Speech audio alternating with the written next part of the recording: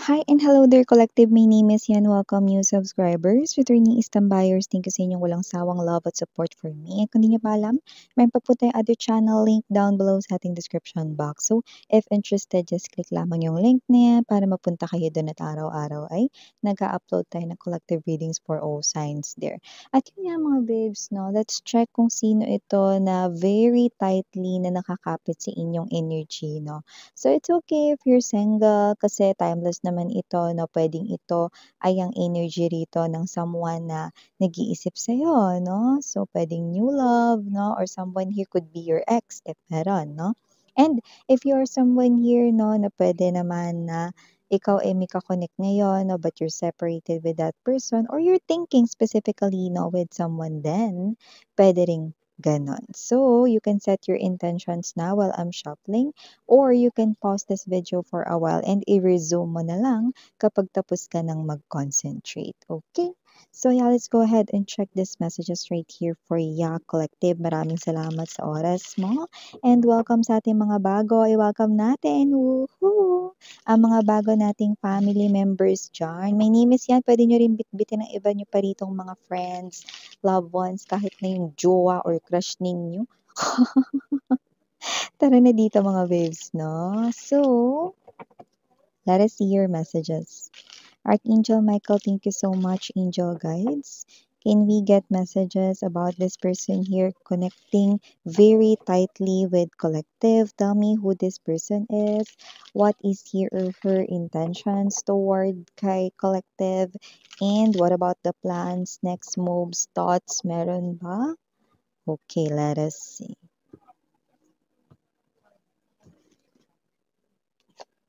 Okay, Knight of Swords.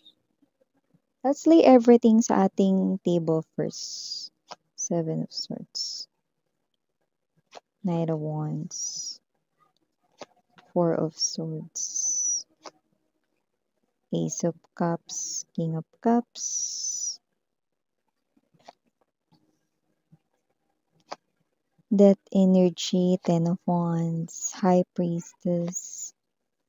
Chariot. Ace of Swords. I think you deserve to know this truth before this thing happens. Bottom of the deck, we've got the Nine of Wands and the Four of Cups. Yeah?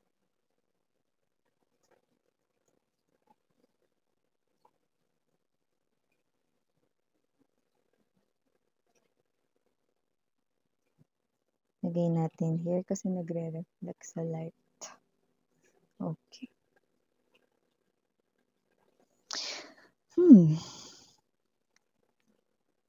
So collective, whoever this energy is na lumalabas rito na pinaka-kumakapit sa energy mo ngayon, okay, I do see that this person right here is someone who's pretty heavily sa inyong mind. At yung iba sa inyo, you love this person here. But for some reason, it looks like universe wants you to know this before this thing happens. I do see that with this Seven of Swords energy, Knight of Wands energy, pwedeng ito yung person rito na minamahal mo, pwedeng kakonect mo siya ngayon, or maybe this is you, you're single right now, or you're waiting for this person here, okay, to show up dito, no?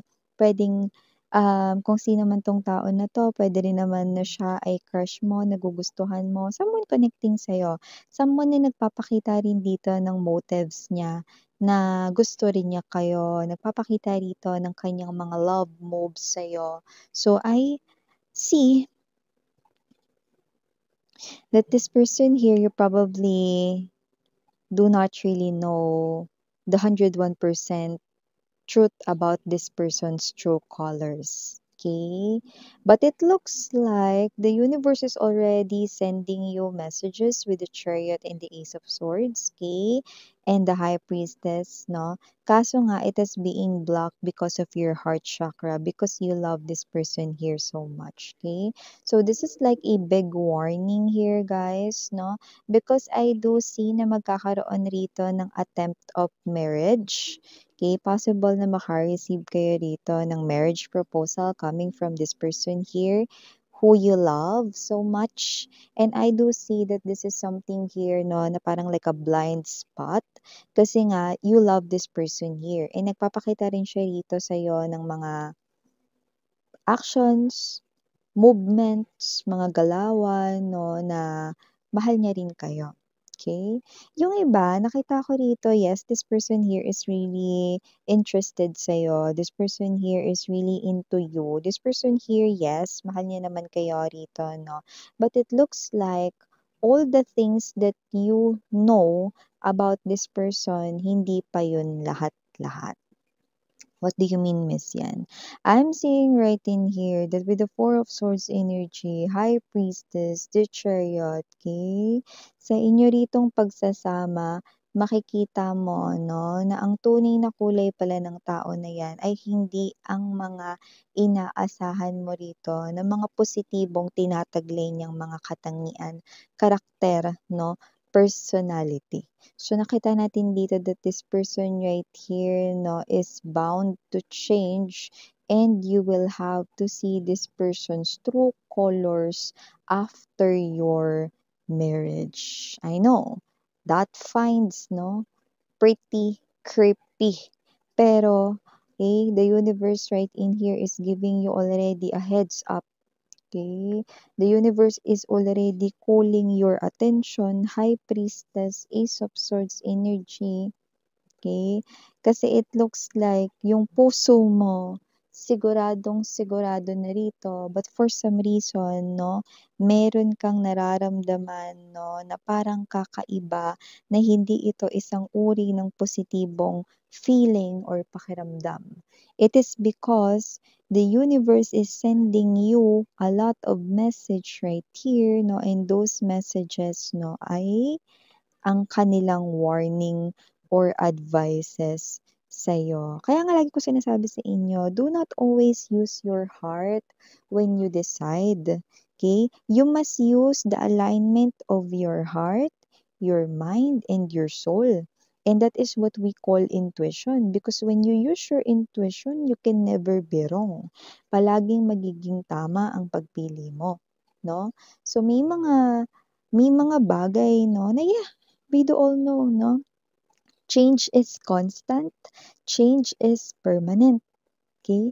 Pero dito kasi nakita ko mga babes, no? Like, this is something here na hindi yung change na, okay lang miss yan, titiisin ko naman, kaya naman siguro magbago ng tao na yan.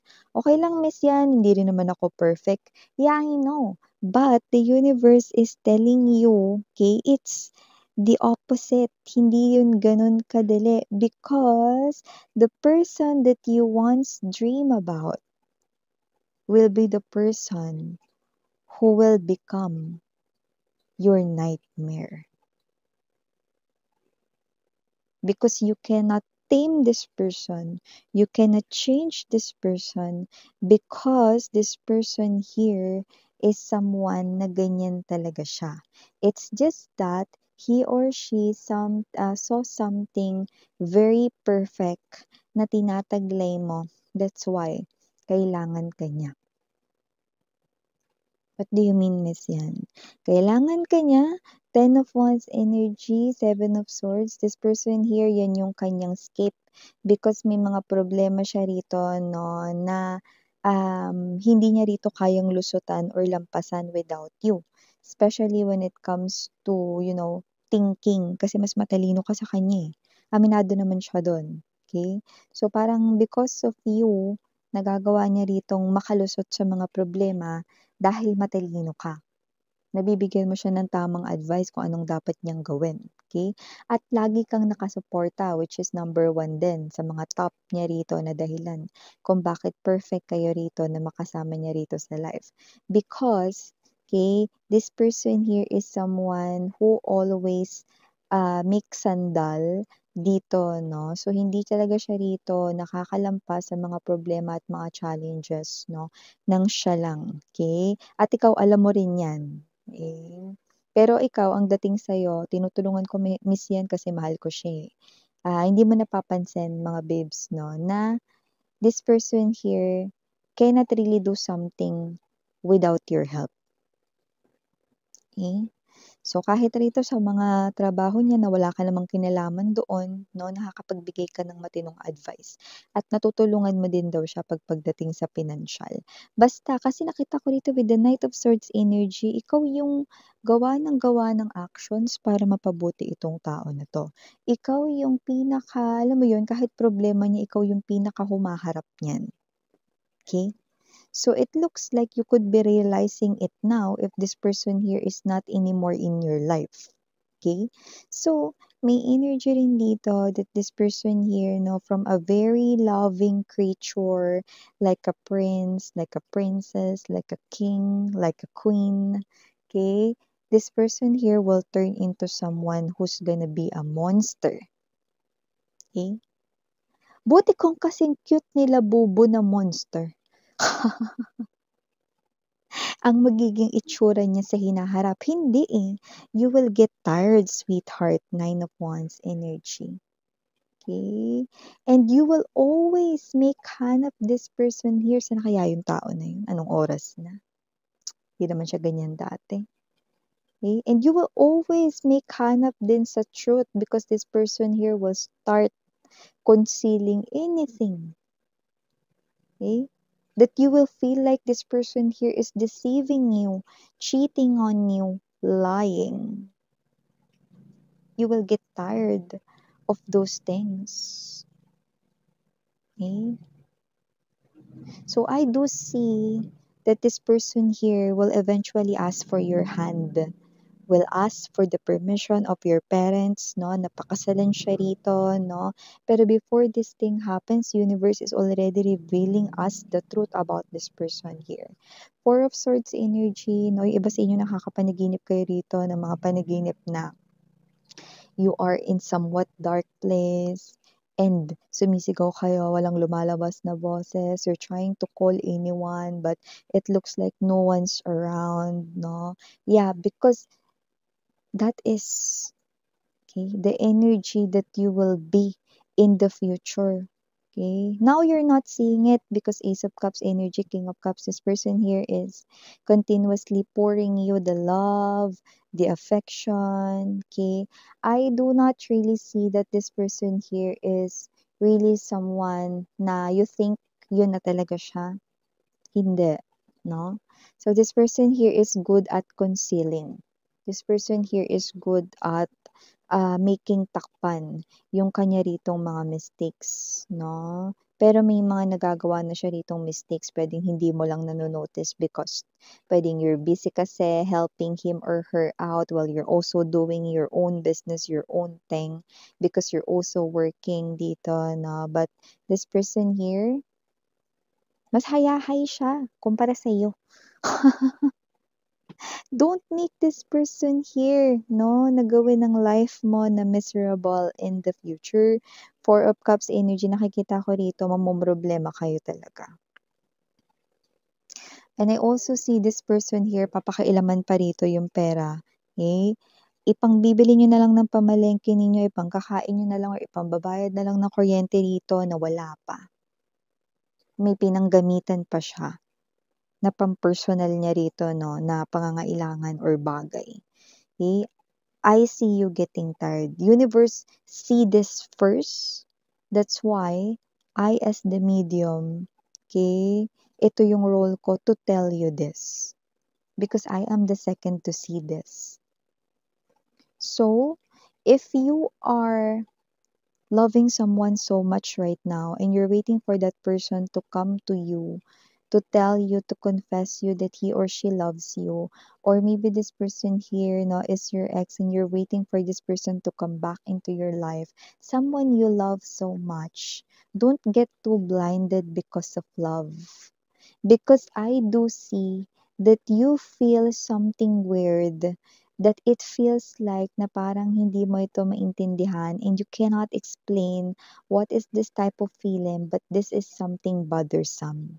So if ganun yon and you're not really, you're sure because you love him or her, no? Pero parang meron kang feeling na parang, but parang feeling ko may something off or but parang feeling ko basta hindi maganda, yan 'no. Maaaring may gano'n kang feeling din wag ka munang mag-say yes with this person because I do see that this person here, marami siya ditong ginagawa sa likuran mo na hindi mo napapansin, na hindi mo alam.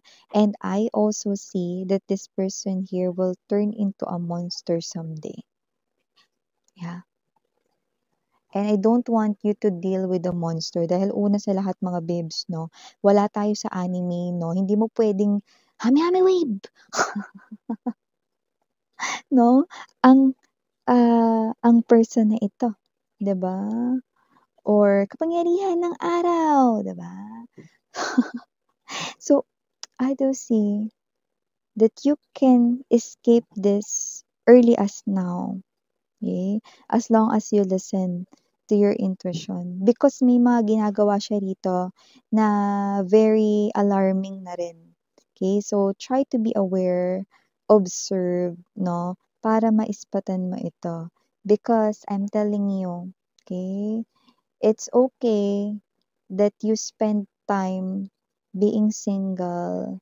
Okay? You will not really, no, die because of that, no, waiting for the right person.